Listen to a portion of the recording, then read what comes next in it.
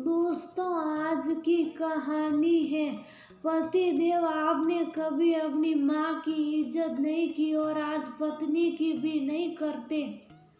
दोस्तों, कहानी शुरू करने से पहले अगर आपने चैनल को सब्सक्राइब नहीं किया हो तो कर लीजिए ताकि आपके पास पहुंच सके हर नया वीडियो।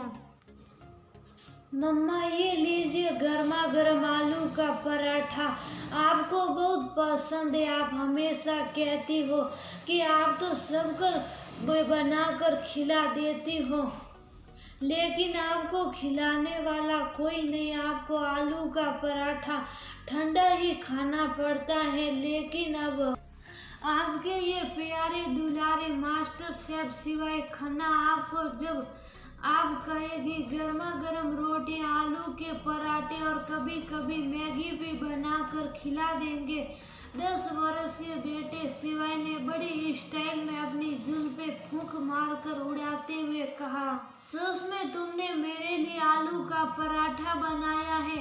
देखूं तो वैशाली ने खुश होते हुए शिवाय के हाथों से पराठे की प्लेट ले ली। देखा तो कुछ आड़ा तिरछा इंडिया के मैप सा पराठा था, कुछ ज्यादा ही सेक दिया था।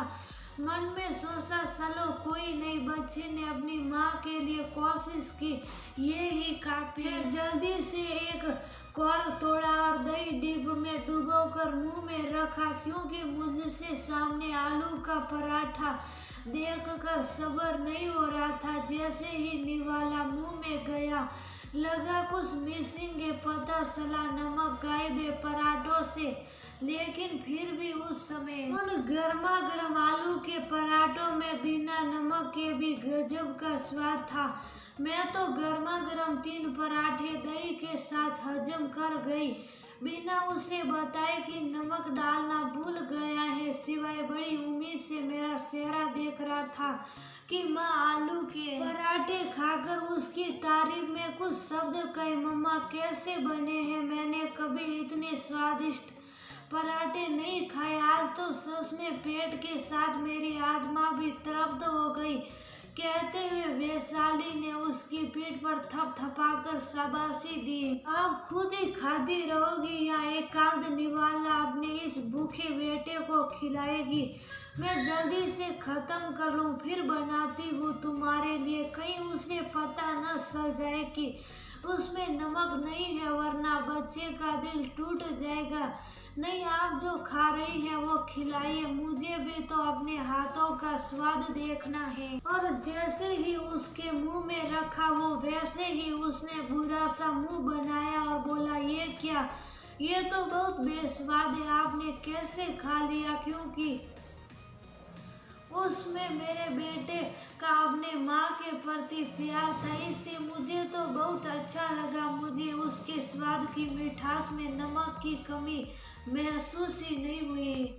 ये क्या चल रहा है माँ बेटे के बीच? तुम उसे लड़कियों की तरह किचन में क्यों लगाए रखती हो? वो तो लड़का है, उसे इन सब कामों से दूर रखा करो, वरना हमारे यहाँ गांव की भाषा में पत्नी या माँ के साथ किचन में काम करने वाले मर्दों को मेहरा या जोरू का गुलाम कहते हैं। मेरा राजा बेटा तो अपने पापा की तरह घर के काम नहीं, घर पर राज करेगा कि उसकी एक आवाज में उसकी माँ और पत्नी भागती हुई उसके लिए हर चीज लेकर आई। शिवाय और वैशाली दोनों माँ बेटे के बातचीत में विघन डालते हुए शिवाय के पापा देवेंद्र जी ने तंज कसते हुए कहा, और जरा सी देर हो जाए तो सीखे सिलाई और हाथ उठाए। यही सीख देना चाहते हो आप अपने बेटे को?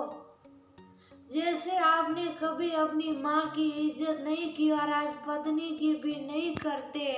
इसमें आपकी कोई गलती नहीं, क्योंकि आपने अपने पिताजी को यही सब करते देखा तो वही सीखा। लेकिन मेरा बेटा ये सब देख कर भी आपके जैसा नहीं बनेगा। वो अपनी माँ की भी इज्जत करेगा और आने वाले समय में अपनी पत्नी की इज्जत करेगा। मेरा मतलब है वो दुनिया की हर औरत की इज्जत करेगा।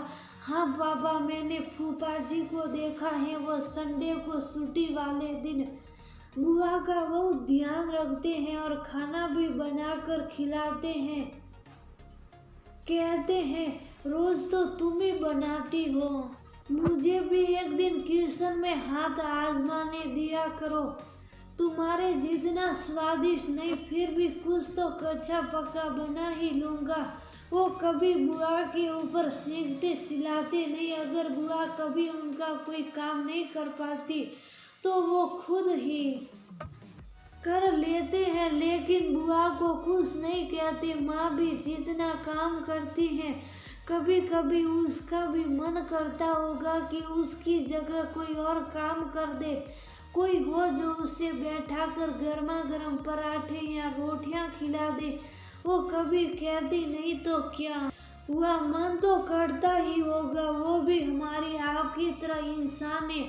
मैंने फूफा जी को देखकर ही सोच लिया था कि मैं कितनी भी पढ़ाई लिखाई करूं, चाहे कितनी भी बड़ी जॉब करूं, लेकिन किचन का काम करना जरूर सीखूंगा, जिससे रोज ना सही लेकिन कभी कभी तो अपनी प्यारी सी माँ को आराम से बैठाकर कुछ गर्मा गर्म खिला सकूं। मैंने किचन में काम करना उन्हीं से सीखा। आज वही माँ को बनाकर खिला रहा था, लेकिन फिर भी नमक डालना भूल गया। अपने बेटे शिवाई की बात सुनकर देवेंद्र जी भी सोचने पर मजबूर हो गए और बोले, मैंने तुम्हारी तरह कभी इस नजरिए से सोचा ही नहीं कि घर की औरत का भी कोई मन होता है। मैं तो एक संकीर्ण मानसिकता वादी पुरुष की तरह सोचता था कि किचन का काम, घर का काम करना सिर्फ औरतों लड़कियों का काम है। लेकिन तुमने मेरी सोच बदल दी। तुमने तो अपने फूफा जी से सीखा,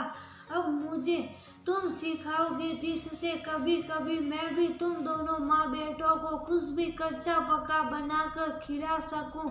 दोनों एक साथ बोले, जब जागो तभी सवेरा। उनकी बातें सुनकर वैशाली और शिवाई दोनों बहुत खुश हो गए। वैशाली ने शिवाई से कहा, तुम नमक डालना भूल गए, कोई बात नहीं, ये गलती तो कभी कभी मुझसे भी हो जाती है, लेकिन तुमने कोशिश की, ये बहुत बड़ी बात है। इसी तरह से तुम सीख भी जाओगे। मैंने उस समय तुम्हें इसीलिए नहीं बताया कि तुमने इतने मन से कोशिश की थी, और अगर मैं उस समय तुम्हें तुम्हारी कभी बता देती तो तुम्हारा दिल टूट जाता और फिर कभी कुछ करने का तुम्हारा मन नहीं होता। मुझे बहुत बहुत ज्यादा अच्छा लगा कि जो मैं चाहती थी अपने बेटे को बनाना, वह उससे कहीं गुने ज्यादा अच्छा और समझदार है।